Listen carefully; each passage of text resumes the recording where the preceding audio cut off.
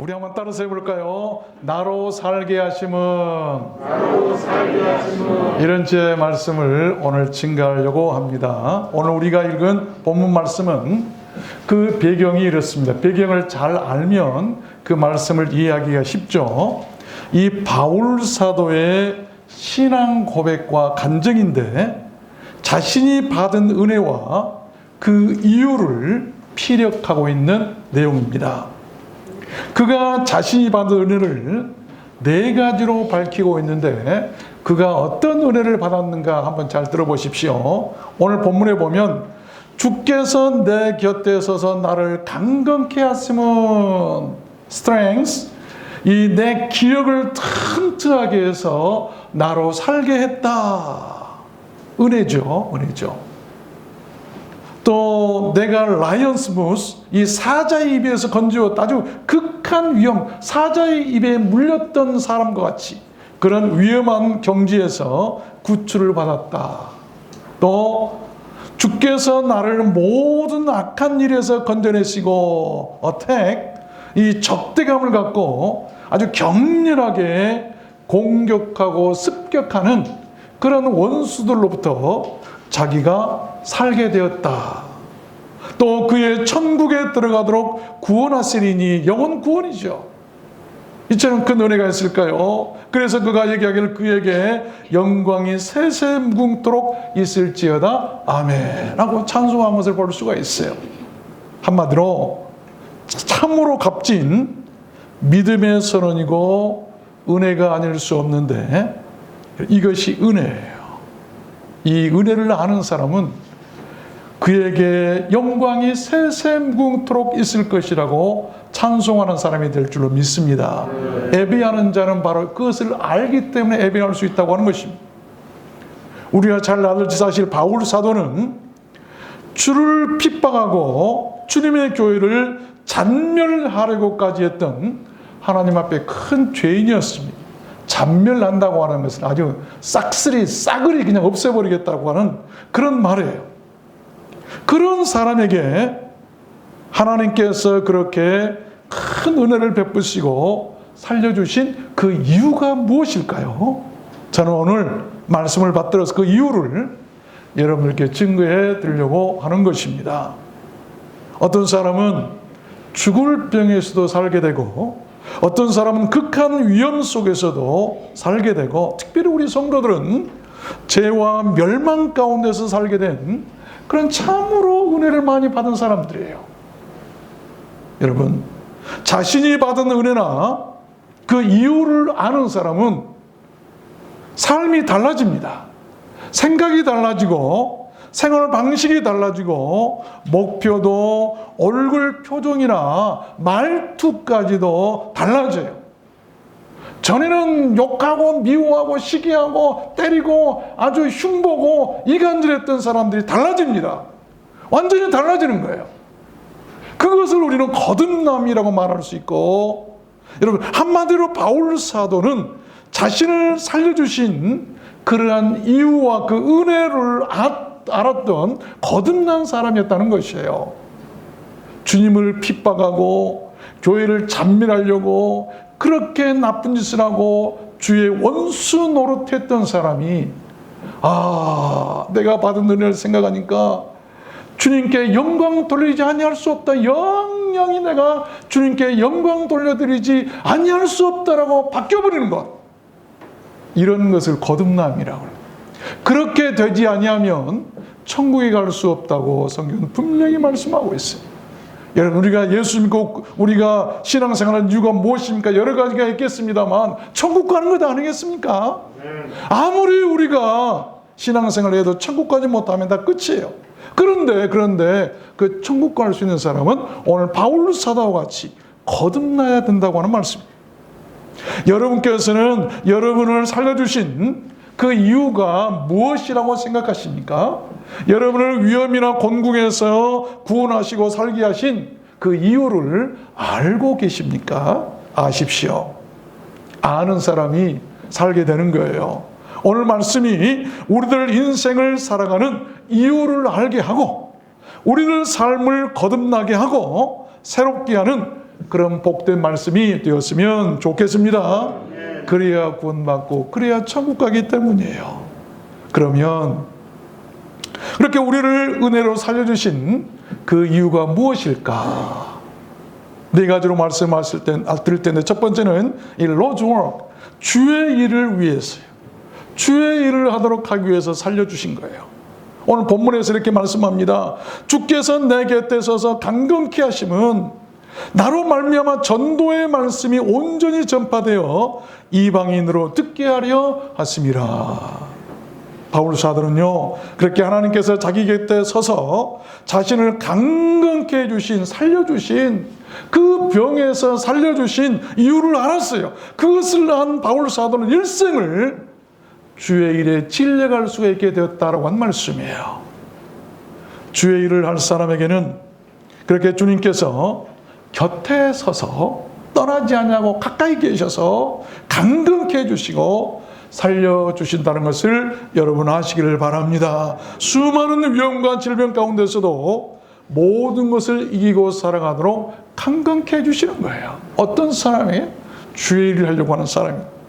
사도행전 28장에 보면 바울이 배를 타고 로마로 죄인이 되어서 후송하고 있는 가운데서 바다에서 큰 광풍을 만났다가 멜리데라고 하는 섬에 상륙하는 기록이 나오죠. 그 말씀에 보면 바울이 한뭇 나무를 거두어 불에 넣으니 뜨거움을 인하여 독사가 나와 그 손을 물고 있는지라 바울이 그 짐승을 불에 떨어뜨리매 조금도 상함이 없더라. 한 겨울의 추위에 파선당해서 섬에 올라가서 추워서 나무를 주워다가 불을 폈는데 그 나무 속에 있던 독사가 따뜻하니까 불을 펴니까 이제 나왔겠죠. 바울 손을 물어버린 거예요. 사람들이 보고 저 사람은 죄인이다. 만약에 독사가 물어서 저 사람이 죽으면 저 사람은 죄인일 것이고 만약에 그렇지 아니하면 다른 어떤 특별한 기적이 있을 것이다. 그런데요, 바울이 그 독사를 털어버렸어요. 아무 이상이 없었어요. 거기에 있는 사람들이 놀래가지고 저 사람은 특별한 사람이다. 저 사람은 신이다, 신. 그러면서 바울을 도와가지고 다시 로마에 갈 수 있도록 먹을 것 다 주어가지고 가게 되었던 것을 볼 수가 있잖아요. 주의 일을 하는 사람들은 독사가 물어도 살게 해주실 줄로 믿습니다. 사명이 있는 사람. 여러분, 제게 어머니가 계시는데 참 사랑스러운 어머니 보고 싶어요. 그 어머니가 저에게 들려주신 말씀이 있어요. 제가 아기였을 때 죽었다가 살아났답니다. 안 놀라시네요? 그날이 하필이면 우리 할아버지 장로 임직식 날이에요. 그런데 이웃집 사촌 형이 있는데 나를 공중에 들어 올렸다가 못 받고 그냥 땅에 추락하고 철푸덕. 옛날에 제가요, 그래도요, 우리 어머니 말씀에 의하면 아주 찰떡같이 이쁘고 좋았대요, 그렇게. 그러니까 동네 막 사람들이 날 한번 안아보려고 막 그랬대요. 막 줄 서고 막 그랬대요. 진짜예요. 거짓말 아닙니다. 그런데 그 사촌 형이 나를 공중에 쑥 던져가지고 받고 막 그러잖아요. 못 받고 그냥 땅에 떨어졌으니 어떻게 됐겠어요? 파랗게 죽어버렸대요. 난리가 났어요. 난리가 났대요. 근데 마치 하객으로 오신 목사님들이 많이 계셨대요. 그래서 빙 둘러가지고 죽은 나를 가운데 아기를 두고 기도하기 시작했는데 여러분 보세요. 놀랍게도 다시 살아나더랍니다. 아멘 안 하시네요? 그래서 제가 주의 길을 가고 있는지도 모르겠고 그때 하나님께서 저를 부르셨는지도 모르겠어요. 너는 주의 일을 해야 할 사람이다. 살아야 된다. 그래서 살아났다는 것 아니겠습니까?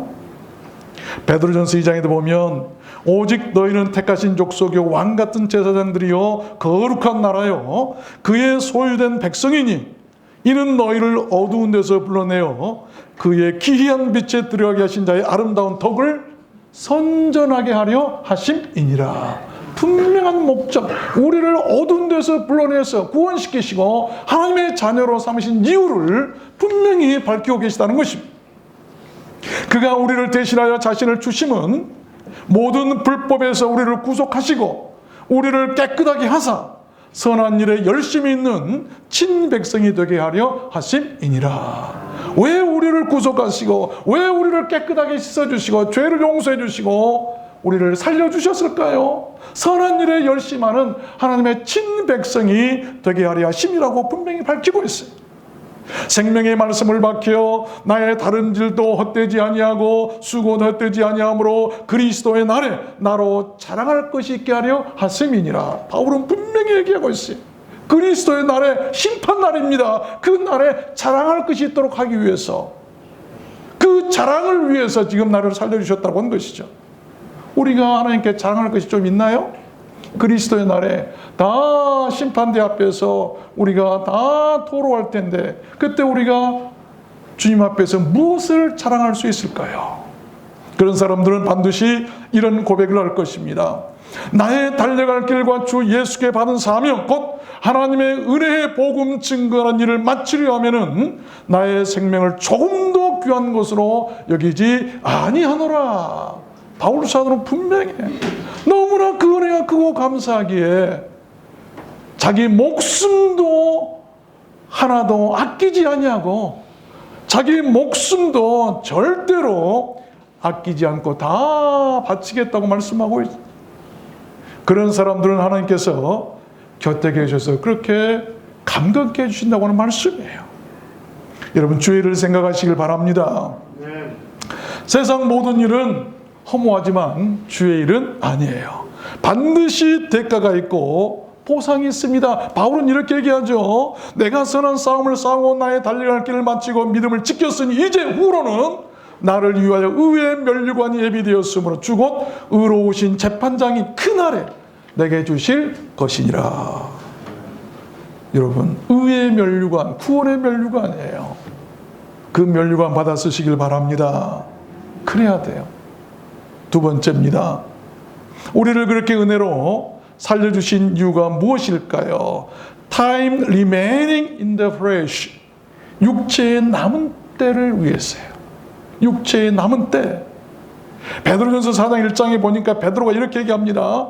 그리스도께서 이미 육체의 고난을 받으셨으니 너희도 같은 마음으로 갑옷을 삼으라. 이는 육체의 고난을 받은 자가 죄를 그쳤음이니 그 후로는 다시 사람의 정욕을 쫓지 않고 오직 하나님의 뜻을 쫓아 육체의 남은 때를 살게 하려 하심이라. 주님께서 그 모진 육체의 고난을 받으심으로 우리의 죄가 그치게 하시고 우리를 살게 하신 그 순간 이유는 우리들 육체의 남은 때, 그 남은 시간들을 하나님의 뜻을 위해 살도록 하시기 위해서다라고 분명히 밝히고 계세요. 여러분, 육체의 남은 때, 그 남은 시간은 얼마나 되신다고 생각하십니까? 시편 90편에 보면 모세가 이런 얘기를 하죠. 우리의 연수가 70이요 강건하면 80이라도 그 연수의 자랑은 수고와 슬픔뿐이요 신속히 가니 우리가 날아가나이다. 화살이 날아가는 것처럼 금세 지나가 버린 거예요. 그런 때를 여러분은 그 남은 때를 어떻게 사시길 원하십니까? 모세는 또 이렇게 합니다. 우리에게 우리 날 계수함을 가르치사 지혜의 마음을 얻게 하소서. 무엇이 지혜의 마음입니까? 우리 나를 계수, 내가 남은 날, 남은 때, 내가 앞으로 살 날이 얼마인가, 내가 80살까지 산다고 한다면, 내가 지금 남은 날이 얼마인가, 100살까지 산다고 한다면, 남은 날이 얼마인가를 계수하면서 세면서 그 남은 때를 잘 살아가라고 하는 말씀입니다. 마태복음 7장에 보면요, 나더러 주여 주여 하는 자마다 천국에 다 들어갈 것이 아니요 다만 하늘에 계신 내 아버지의 뜻대로 행하는 자야 들어가리라라고 분명히 밝히고 계십니다. 누가 하늘나라에 들어간다고요? 하나님의 뜻대로 행하는 자가 들어가는데 육체의 그 남은 때를 그 하나님의 뜻대로 살도록 하시기 위해서 우리에게 보너스로 지금 주신 우리의 시간들이 우리 인생들의 우리들의 남은 시간이라는 것입니다. 하나님의 뜻은 성경에서 두 가지로 구분하고 있어요. 영혼 구원을 위한 하나님의 뜻이 있고 우리들 삶을 위한 하나님의 뜻이 있습니다. 먼저 요한복음 6장 40절에 보면 우리들 영혼 구원을 위한 하나님의 뜻이 나오죠. 내 아버지의 뜻은, 하나님의 뜻은 이 말이에요. 아들을 보고 믿는 자마다 영생을 얻는 이것이니 마지막 날에 내가 이를 다시 살리리라. 무엇이 하나님의 뜻입니까? 그 아들을 보고 믿는 거예요. 그런 자들은요, 마지막 날에 다시 살리시겠다. 그런데 또 데살로니가전서 5장에 보면 우리들 삶을 위한 하나님의 뜻도 있어요. 항상 기뻐하라, 쉬지 말고 기도하라, 범사에 감사하라. 이는 그리스도 예수 안에서 너를 향하신 하나님의 뜻이니라. 그래서 우리가요, 항상 기뻐하고 쉬지 말고 기도하고 범사에 감사한다고 영혼 구원 받는 건 아니에요. 우리의 삶이 윤택해지고 행복해질 수는 있어요. 그러나 영혼 구원을 위해서는 반드시 하나님의 아들, 그 아들 예수 그리스도를 믿는 것이죠. 그래서 분명하게 영적인 하나님의 뜻이 무엇인 줄 알고 영혼 구원을 위한 하나님의 뜻, 그리고 구원받은 사람이 어떻게 살아야 행복하게 살 수 있는가 라고 하는 이 하나님의 뜻을 알아라 이 말입니다. 고린도후서 9장에도 보니까 하나님이 능히 모든 은혜를 너에게 넘치게 하시나니 이는 너희로 모든 일에 항상 모든 것이 넉넉하여 모든 착한 일을 넘치게 하게 하심이라.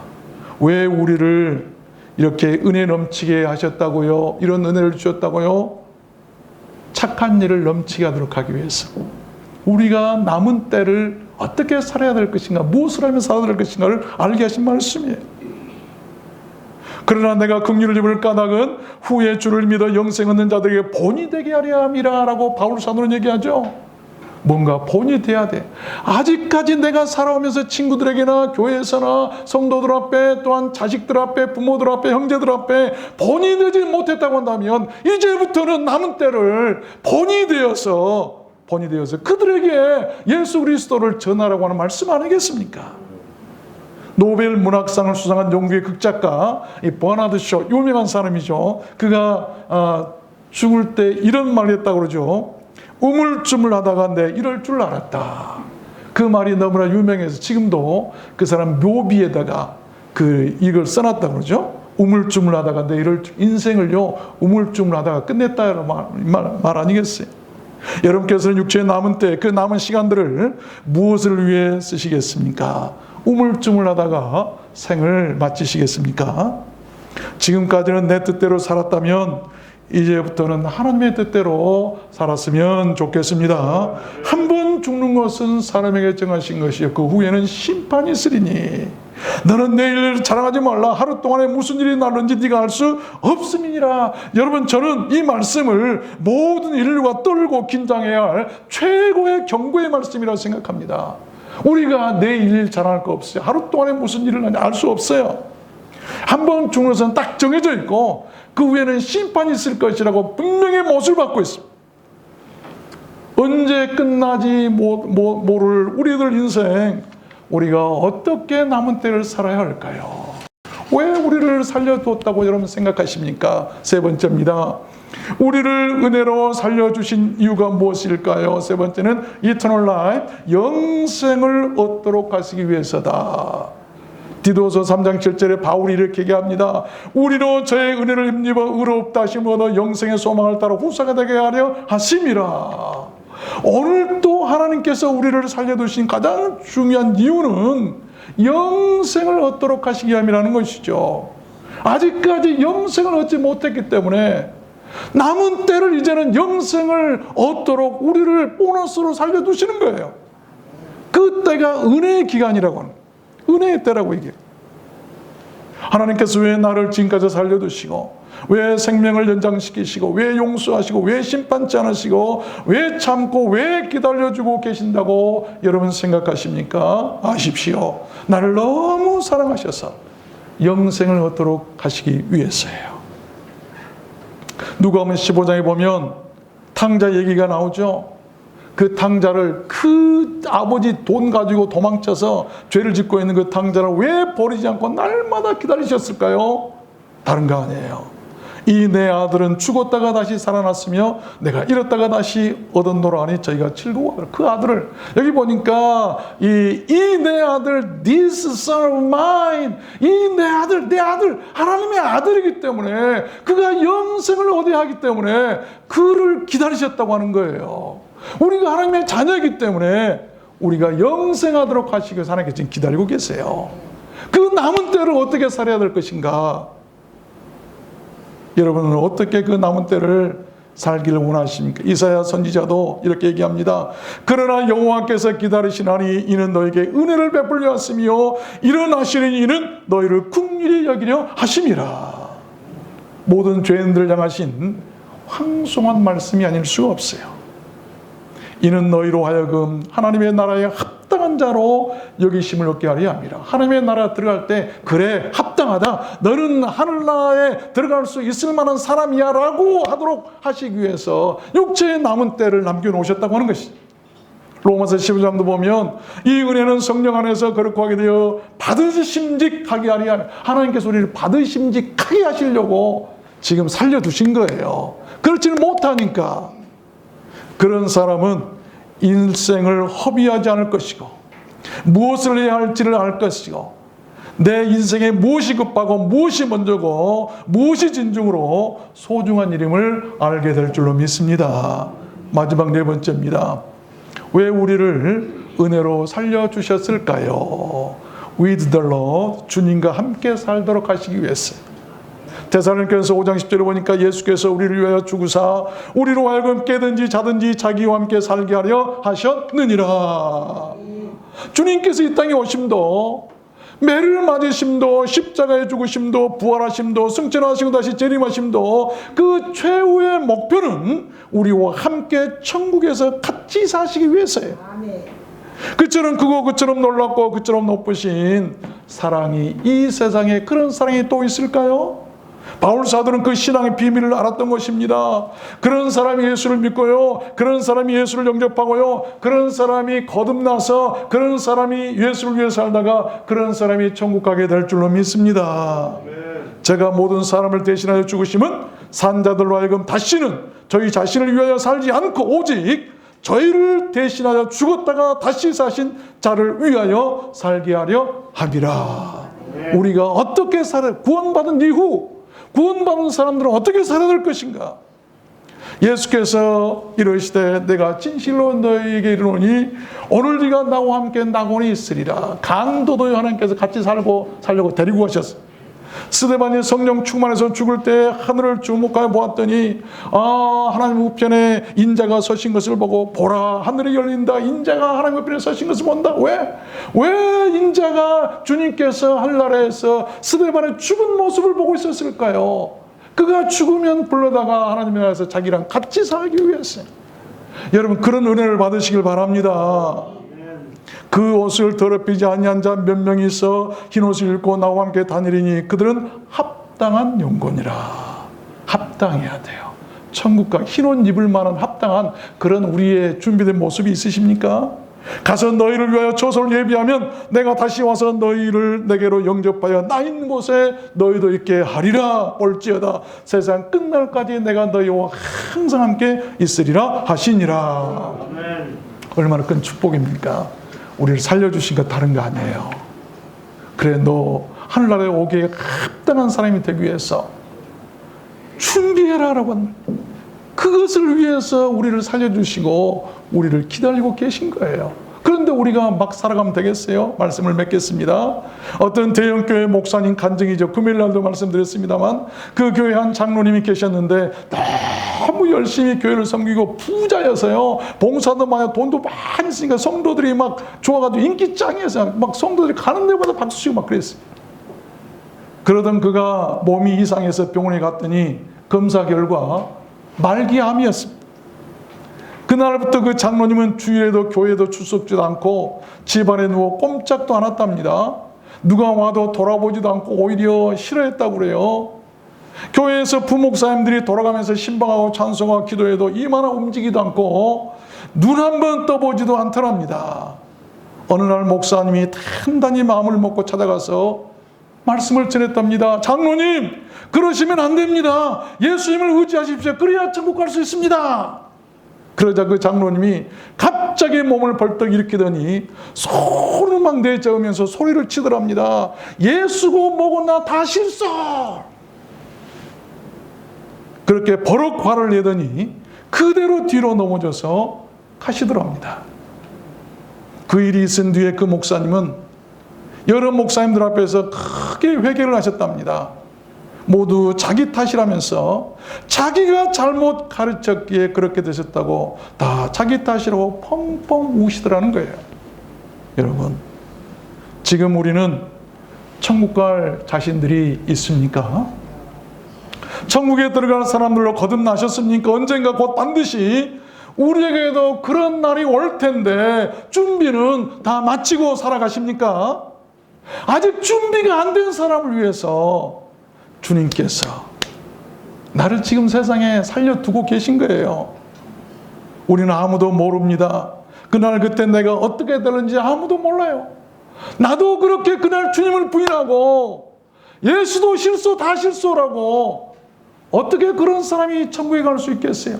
그 사람들이 가는 곳은 뻔하지 않습니까? 우리는 모르는 거예요. 우리 믿음 생활 잘해야 됩니다. 지옥 가지 말고 천국 가야 됩니다. 믿습니까? 하나님께서 왜 여러분을 지금까지 살려주시고 행한 대로 갚지 아니하시고 심판치 아니하시고 무엇을 기다리고 계신다고 생각하십니까?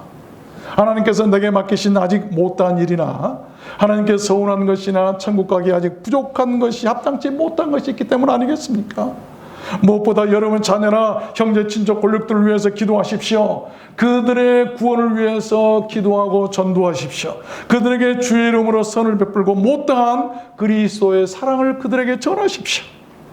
예수께서 돌이켜 그들을 향하여 가라사대 예루살렘의 딸들아 나를 위하여 울지 말고 너희와 너희 자녀들 위해서 울라. 우리는 내일 일을 장담할 수 없어요. 여러분, 우리가 건강하기 위해서 운동 많이 합니다. 나가서 걷고 운동기 가서 매달리고 하는데 그럴 힘이나 그럴 시간이 있으면요 차라리 수요 예배나 금요일에 참여하는 것이 더 좋습니다. 영육간에다 건강하게 하실 줄로 믿습니다. 그래야 돼요. 운동할 시간이 있는데 하나님께 와서 예배를 드릴 시간은 왜 없습니까?